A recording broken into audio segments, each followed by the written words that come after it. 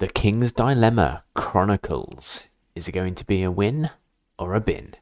Let's have a quick read through of the description on Steam. Lead the King's Council for generations as the consequences of your decisions decide the kingdom's resources and political standing. Form alliances, solve dilemmas, and prepare for the final uprising that was foretold by an ancient prophecy.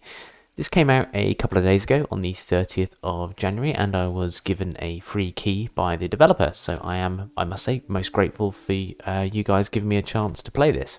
The game is ultimately a political simulation, where there's all these decisions to make based on the ongoing storyline, so it's an incredible story, and we'll cover some of that in a moment, but it's such a good story, and as part of the story you have to make decisions, and your decisions will then impact how the story goes. But it all does piece together absolutely fantastically. So if you're into sort of political decision-making games, and actually if you're into story games as well, because this game is predominantly text with a bit of artwork, this is going to be the one for you. Absolutely bugger all in the game settings. As I said a moment ago, this is just really and predominantly a text-based game. No real graphics or anything like that, so I won't even bother covering it. But one of the first things that you do when you get into this game is there's a great big warning about the content of this game, graphic depictions of violence and sex and abuse and racism and all of, anything that you could think of that's effectively debauchery. And apparently it's in the game, and I'll show you on the screen now all of the things that it says, but I would say it's not quite as extreme as this warning makes out. I mean, it doesn't really cover anything that made me go, ooh, that was a bit of a naughty one. So the first thing I love about this, just as you get through that warning, is you have to take a little personality test. So you have to answer a few questions about what you would do in certain situations. The game then aligns you to a certain, I would say, realm. So you're in this kingdom. You don't play as the king. You effectively play as a king's representative, should we say. And you're part of a realm, and there's all these other realms around the table. It's much like a modern-day parliament where you're part of lots of different people representing different things. That's pretty much it, and you have to make decisions that go within favour of some of them and not within favour of others. You can bribe them, and there's various penalties for bribing to make them see to your way of thinking on the decisions that you have to make. One of the first things I really like about this once you get started is actually the map. It's like some sort of medieval Bayeux tapestry type feel to it, but you get to work on either global, country or city level, and each of those actually has different decisions to make, so you can make decisions at world level, city level, and country level accordingly. But the map itself that you can just sort of look at, it looks really nice. Though you can't interact with it, it is quite nice. When you are made to make a decision on something, it takes you into a little bit of a screen with the story, and as I say, this game is all about text. It's all about reading. You have to read, otherwise you do not know what's going on, you do not know what you're deciding upon, and all of those things affect your game. You must read all this stuff, but the artwork that goes with the decision you're making or the thing that's happening on your screen that you're reading, the artwork that goes alongside it is beautifully matched, it's beautifully drawn, and it matches absolutely perfectly. It just makes the whole experience really, really immersive. You feel like that what you're deciding upon has a bit of meaning because there's a really cool image next to it, which has been done superbly. Now, the game mechanics of this is something that I've never come across before. So when you go make a decision, you have a straight yes or no vote, and as I say, you can sway people to fit in with your political alignment on the decision that you're going to go for. But there's a lot going on the right hand side of the screen. There's all these different icons that will move up and down depending on what you choose.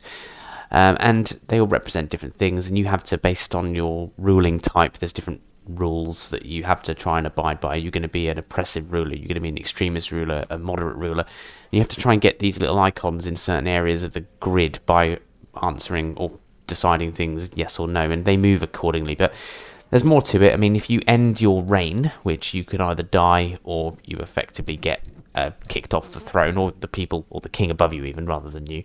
After that happens, you then receive these crown points or things that you can spend, although none of that's particularly clear as to what they are, and I'll come to that a bit later. That's ultimately what you're aiming for. You're aiming for this currency, I would say, in inverted commas. There is quite a lot going on with this mechanic aside from what I've just said. So at the end of every decision you make, there's a chance that you might unlock part of a storyline, and if you do, there's this little eclipse grid with all these different icons on, and once you've basically eclipsed everything, the end of the game starts. The bad guys and the traitors start making their way onto your city. So actually, you've always got this in the background. Once you've effectively unlocked everything, which is probably a correct term here, you then start the end of the game. That's what you're really aiming for. But there's so many cool stories and mysteries to unlock and listen to and read all the way through. It's more reading, yeah, not really much listening to, but there is a lot to do. And this is all off the back of the game mechanic of just trying to balance everything and making these decisions. And the screen is really good fun, and it looks excellent. A game with lots of reading. Now, that might put a lot of people off, and that's absolutely fair enough. But if you're someone who likes a good storyline and is prepared to read a lot of text, the storylines and the level of detail is amazing. I don't think this is an English-speaking developer, but because of that, I must point out, especially, their grammar is superb. Everything makes sense, all the punctuation is in the right place. I know that sounds like a really strange thing to say for a video game, but because this is a text-based story game, and they've got all of that right, it just adds to it. There's no grammatical mistakes which makes you think it's a bit amateur. They set the scene so well. The storyline is excellent. The decisions you make will affect what happens, and the following page of the story, I would say, would then alter based on your choices. At the end of the game, through the final battle, after you go through this whole eclipse thing, the whole final battle is done by text, and it sets that scene so well. You've got a vision in your mind of this massive battle over this city. There's no graphics. I mean, there's this static imagery that's been drawn, which, as I say, is very good. But it's all done by words. It's all driven by words and your imagination, which is built off those words.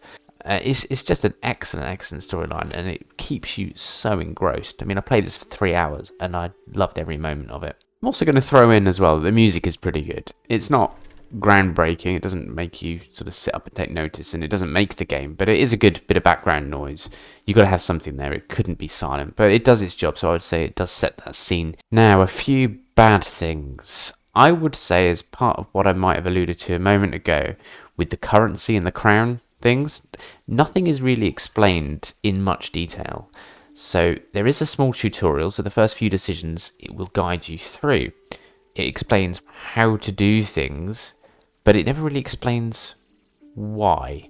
So it does mainly focus on the how rather than the whys. But for me, you feel sometimes that you don't actually understand what you're accumulating in the way of these points, and you don't really know about, for example, other things such as your potential allies or potential enemies. There's no real explanation of the benefits and the negatives of having an enemy. It doesn't really get explained, so you just sort of pot around, just listen to the story, make your decisions. And for me personally, I don't think there are enough tooltips that you could hover over to understand what an icon is. There's no explanation necessarily on a lot of the stuff that happens on the right hand side of the screen, which you'll see during this video, during the decision making. A lot of it is mostly unexplained, aside from actually how things move around. So that for me is a bit of a disappointment. There is, however, a bit of a wiki page on here within the game, although even that, I feel, doesn't really answer everything. I think there's just still a lot left unanswered, even by the in-game wiki. And finally, just in terms of the bad things, there's a few decisions that you make relating to, for example, pathways to choose. Do you go down path A or do you go down path B? There's no graphical representation of what the hell path A is, or textual representation of what path A is, or path B.